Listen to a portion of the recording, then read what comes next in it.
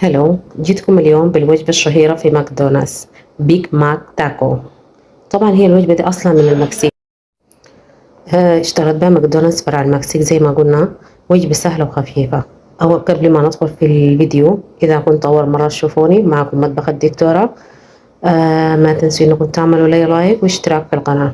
وشكرا. ندخل في المكونات جدا بسيطة، وبنستخدم فيها قطع خبز التورتيلا. تمام. المكونات عندنا جدا بسيطة، عبارة عن لحم بقري مفروم، وعبارة عن مخلل مقطع ناعم وخس وجبنة بتاع الشيدر. نبدأ أول شيء باللحمة المفرومة. نتبل اللحمة المفرومة كيف؟ كان مفروض أجيب بهارات برجر، لكن صراحة ما حصلتها، فأضفت فلفل، وأضفت بهارات مشكلة، وأضفت معلقة بتاع ثوم باودر، ومعلقة بصل باودر، وزرة ملح. الملح ما تكتروا، لأن الصوصات والأشياء بتضبط طعمها فيبقى ملح كثير. أهم خطوة في المرحلة دي إنك تعجني. العجن لازم يكون بقوة، يعني تعجني لحد ما تحسي يدك إنها حتتشل حتى توقفي. كل ما عجنتي كل ما تطلع العجينة، كل ما يطلع اللحم متماسك، وكل ما يمسك معاك على الخبز. تمام.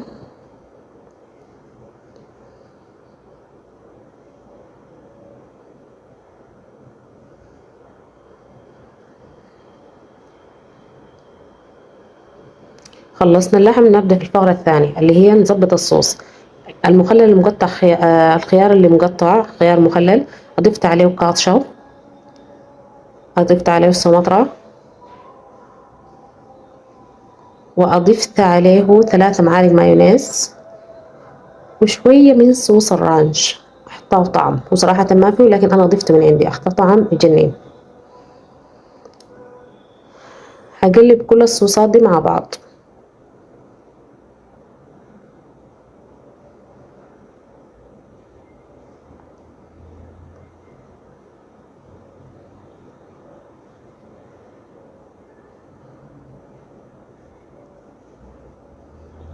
كده خلصنا من الجوس ده.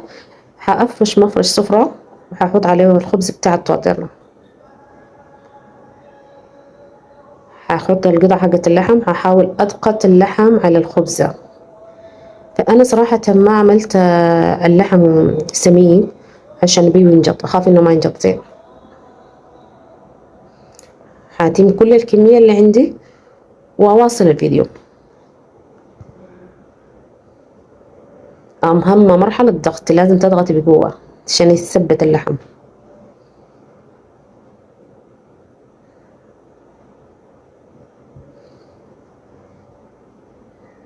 بصراحة طلعت جميلة وحلوة ومذاقها طعمها مختلف، ما توقعت انها تطلع بالجمال ده. كده خلصت كل الكمية اللي عندي، ما شاء الله تبارك الله.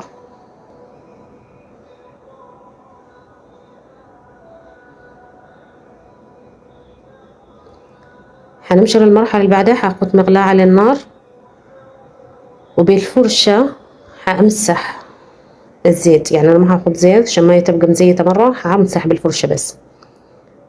واجي نازلة بالخبز بتاعت التورتيلا. واهم خطوة هنا انها احرك احرك احرك عشان تنجط في كل الاتجاهات اللحم داخل، وما تلسع معايا الخبزة.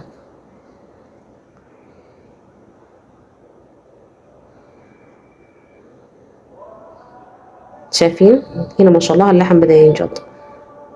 طبعا من الجزء اللي بداخلي اصلا هو نجد اوريدي، فمع التقليب بينجط كله. خدت خس، وخدت شوية من الصوص، وخدت جبنة بتاع الشيدر. شايفين اللون ما شاء الله تبارك الله. هواصل كل الكمية اللي عندي بنفس الطريقة، بس خلوا بالكم ما تتلسعوا لأنه صراحة بتلسع شوية.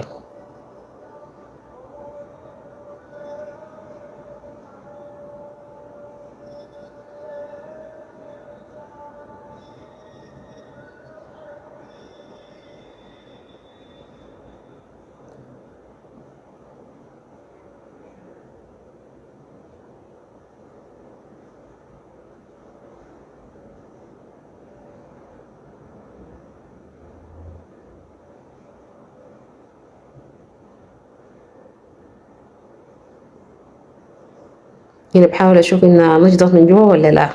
فالحمد لله لقيت استوت كلها. حطيت صوص، هاخد شوية من الخس، هاخد الجبنة بتاع الشجر. طبعا المفروض في مرحلة انها اضيف طماطم وبصل، لكن صراحة العيال عندي ما ياكلوه. خلصت كل الكمية ورصيتها على الصينية، حمرت معاه بطاطس محمرة وحطيت عليها شوية كاتشب وشوية مايونيز، وعملنا مشروب ميرندا. وكانت أحلى وجبة وأسهل وجبة، الحمد لله العيال حبوها وأكلوا زين، وبالعافية علينا وعليكم. شايفين الجمال؟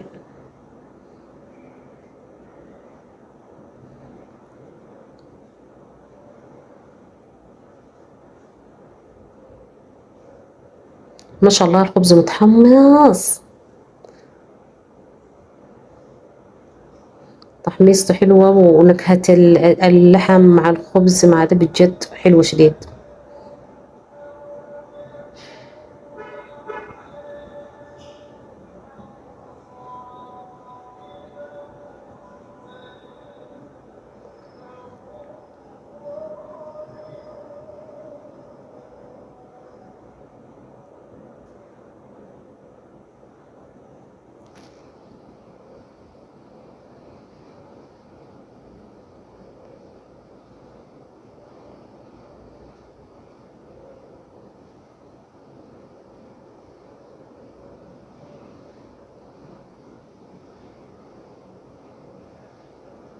شوفوا الجمال يا بنات، ما شاء الله تبارك الله.